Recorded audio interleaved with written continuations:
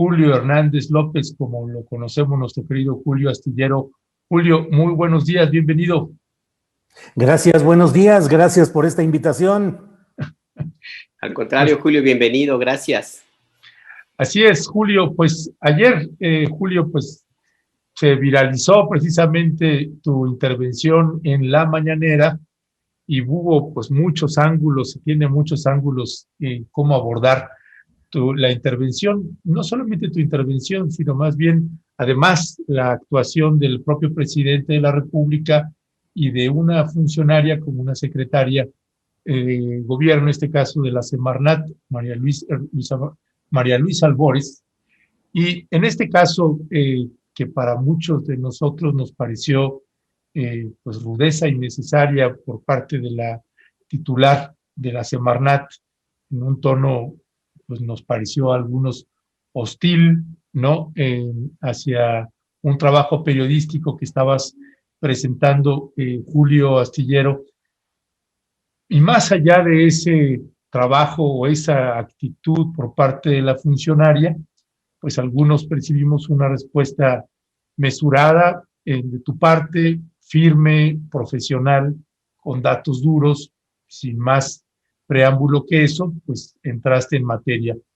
Sobre esto, Julio, ha habido muchos comentarios, de pronto se viralizó también las imágenes de la secretaria Albores con los gestos, y luego esto también abona a veces a que se haga una situación un poco más ríspida. ¿Qué es lo que tú rescatas de lo que sucedió el día de ayer en tu intervención en la mañanera, desde tu punto de vista, Julio, luces y sombras de lo sucedido? Sí, muchas gracias. Gracias, Ernesto, gracias, Alberto, gracias a la audiencia. Y me parece muy pertinente esto de hablar de luces y sombras. En las luces me parece que está el hecho de que la propia Presidencia de la República haya propiciado el que se diese un ejercicio no estrictamente en el sentido jurídico del derecho de réplica, que es un proceso establecido que se lleva tiempo y tiene otras formalidades, pero sí la apertura para una respuesta de un periodista frente al máximo poder político de este país, que es el presidente de la República, y en su escenario más poderoso en términos mediáticos, que es la conferencia mañanera de prensa. Creo que esa apertura y esa disposición del presidente de la República a escuchar y a responder, obviamente conforme a su visión y a su compromiso político, me parece que es altamente plausible y que es algo que ojalá y permita desplegar a partir de ahora participaciones como las que tú has tenido anteriormente también con diversos casos ahí mismo. El periodista Daniel Blancas lo hizo también en una fecha anterior. En fin, ojalá y esto consolide esa posibilidad de ir a presentar datos, información periodística y que tenga esa estructura de difusión que da la conferencia mañanera de prensa. Por otra parte, me parece que ante lo que yo considero una serie de insuficiencias de su equipo de trabajo, particularmente de la coordinadora o cual sea su cargo de este asunto del quién es quién en las mentiras de la semana, la señora Elizabeth García Vilchis, y de la secretaria del Medio Ambiente, la señora María Luisa Albores, el propio presidente tuvo que salir al frente y tuvo que salir para precisar los términos de su postura y de su administración frente a un problema que una semana atrás se había tachado de mentiroso en esa misma tribuna y que ahora tan se daba por válido y se aceptaba que tuvo no un desmentido ante la presencia de la propia secretaria y del propio presidente de la República, sino al contrario, el compromiso de evitar que sucediera lo que periodísticamente se estaba analizando. Me parece que ahí están las partes luminosas de este ejercicio, la posibilidad del diálogo directo y respetuoso entre el periodismo y el poder político máximo del país, que es el presidencialismo, y por otra parte, la respuesta del propio presidente, que es un compromiso político que yo en lo personal valoro mucho y aprecio por lo que puede significar de frenar ese proceso. En las partes oscuras, pues está el hecho, me parece a mí, de que este ejercicio del quién es quién en las mentiras adolece de una imprecisión y de una condición de nerviosismo en la dicción y de incorrección en el señalamiento de lo que debería ser muy preciso. Ni remotamente pretendo yo decir que no existe ejercicios periodísticos mentirosos, distorsionados, tendenciosos contra el proyecto político popular encarnado en esta presidencia de la República.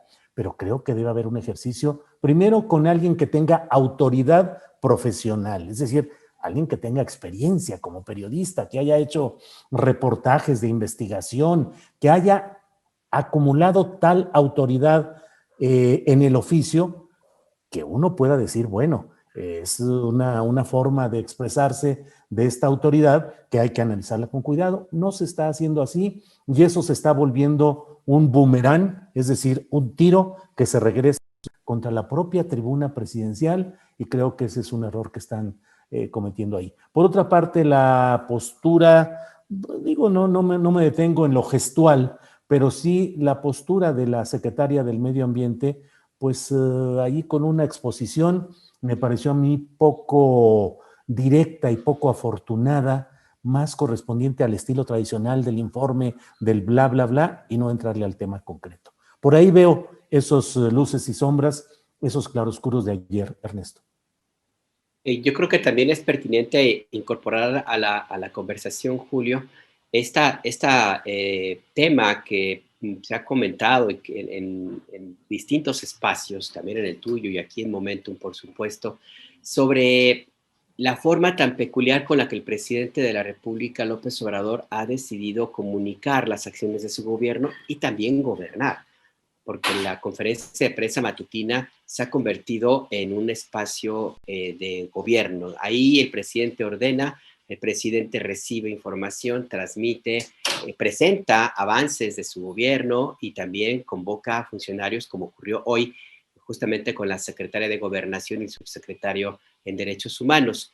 Te lo pregunto, Julio, porque uno de los planteamientos que se hicieron a partir del día de ayer con esto que sucedió en Palacio Nacional, lo que nos queda claro es que tal vez no hubiera llegado a este nivel de debate, pues si alguien hubiera cumplido con su trabajo. Y ese alguien es la secretaria Albores, si no hubiera cancelado esa conversación contigo. Pero me apuro un poco más, si la Semarnat no hubiera, de una u otra forma, pretendido cumplir el capricho de un grupo de empresarios en San Luis Potosí, que las evidencias muestran que han intentado o lo han hecho manipular una asamblea ejidal o comunal, y si la Semarnat no hubiera de una u otra forma dado el visto bueno para desincorporar esas 1,805 hectáreas y dar paso a un desarrollo de lujo en una zona de reserva protegida que abriría el paso a la destrucción, pues, de todo ese bosque, esa reserva natural. ¿Tú qué piensas de esto que te planteó, Julio, la idea de que los funcionarios cercanos al presidente López Obrador pues cometen este tipo de situaciones, pues para no calificarlo más allá, y todo rebota en la mañanera y rebota de una u otra forma al presidente, que tiene que salir y dar el paso de estos temas, Julio? Sí, Alberto, el equipo de trabajo del presidente de la República y de cualquier político con responsabilidades en el cumplimiento de sus compromisos, ese equipo de trabajo tiene que ayudar a preparar, a prever y a resolver para que no todo termine impactando la figura del jefe, que tiene que salir a dar la cara y hacer compromisos, como lo hizo ayer el propio presidente de la República, que deberían haber sido hechos por la propia secretaria del Medio Ambiente. Es una situación muy peculiar porque dentro de la discusión pública que se está dando, sobre todo en redes, hay muchas cuentas que acusan a quien habla de protagonismo, de vedetismo, de buscar colocar mi figura personal como el centro de la discusión y no el tema de la Sierra de San Miguelito. Son expresiones que corresponden pues a la afiliación política o partidista o ideológica que cada quien puede tener, y es correcto. Pero hay resultados concretos.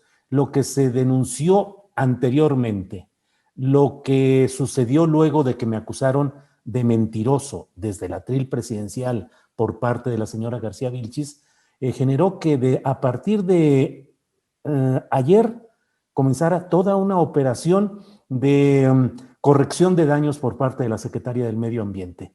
Empezó por una parte, recibió al senador Eli César Cervantes, que no lo había querido recibir, senador de Morena, quien llegó a México con una comisión de comuneros, de familiares de comuneros, de activistas, de historiadores, para dialogar con la secretaria, y les canceló a último momento esa reunión convocada u organizada por el senador de Morena de San Luis Potosí, Eli César Cervantes. Canceló desde luego una entrevista conmigo que estaba absolutamente concertada y a última hora dijo no.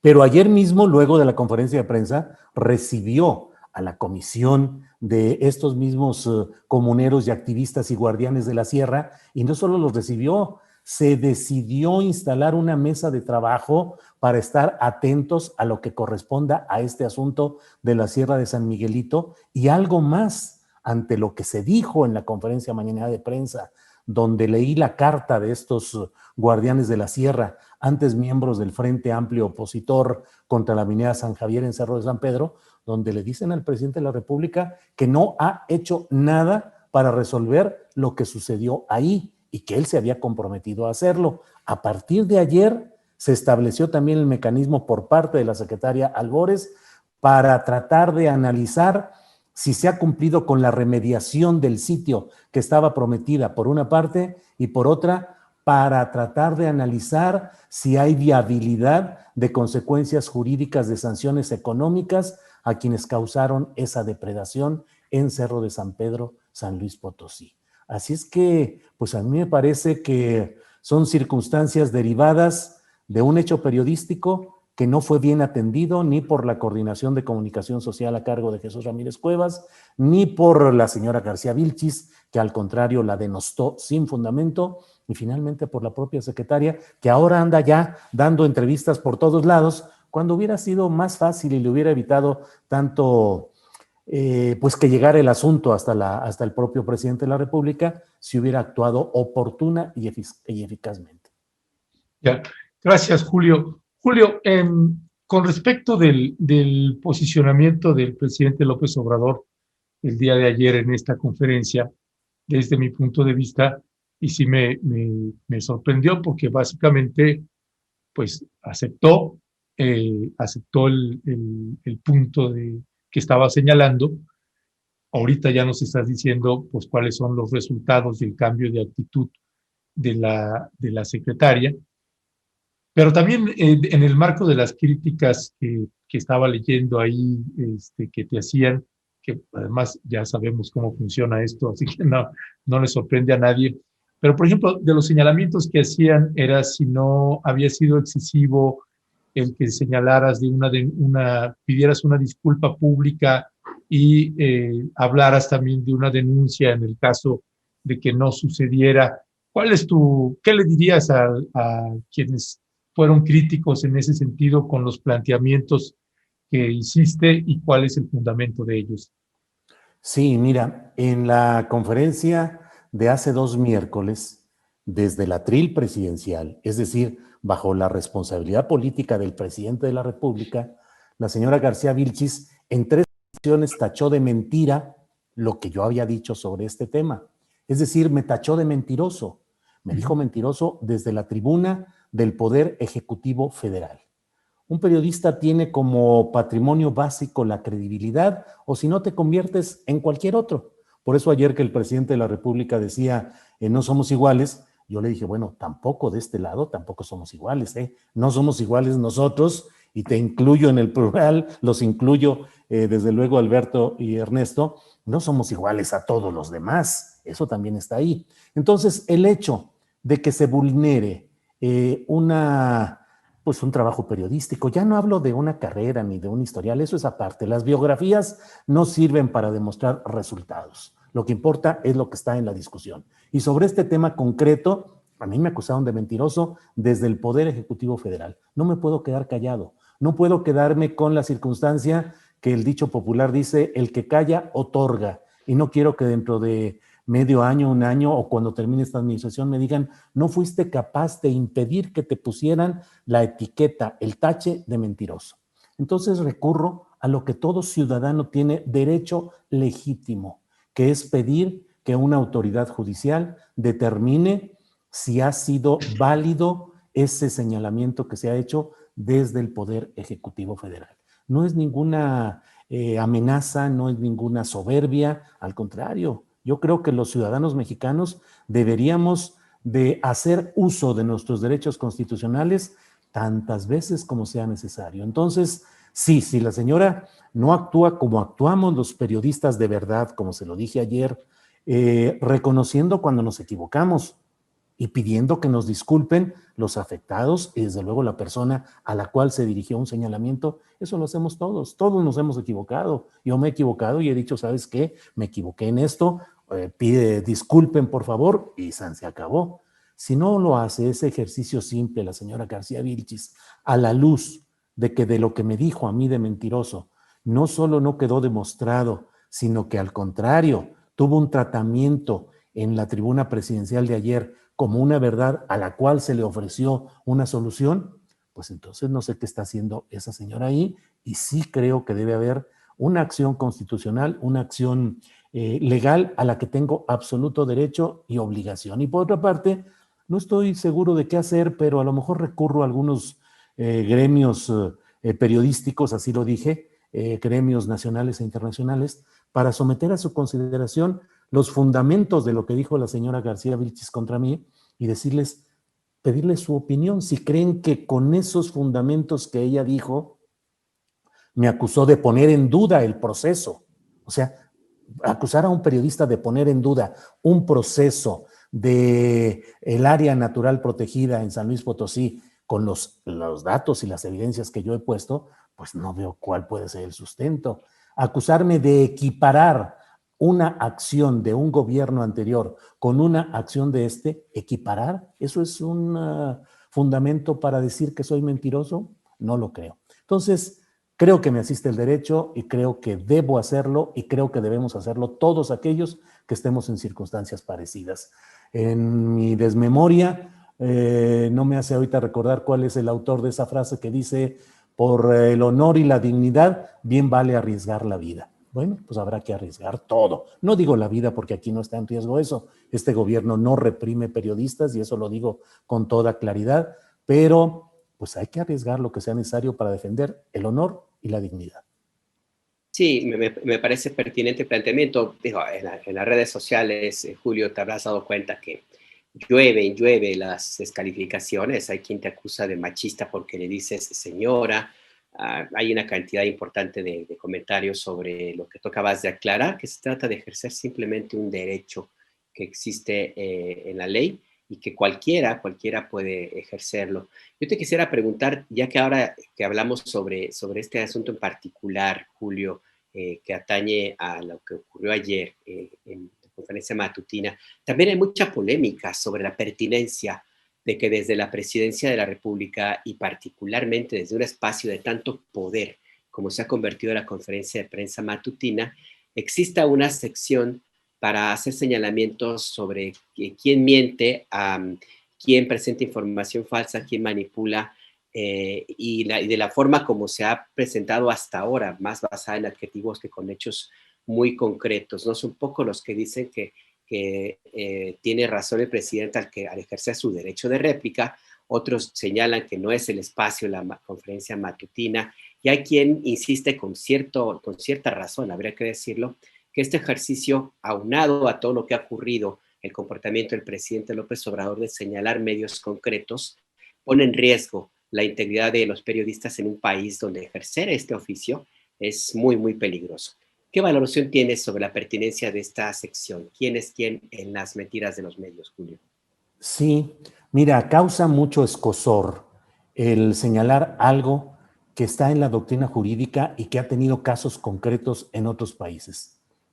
El grado de tolerancia que debe tener un personaje que ejerce un poder público o que tiene una relevancia pública, el grado de tolerancia a la crítica debe ser mayor al de los ciudadanos en general, porque ese funcionario, servidor, representante popular o personaje relevante, de manera consciente y deliberada, decidió exponerse al escrutinio público respecto a las acciones que le dieron o ese poder o esa relevancia.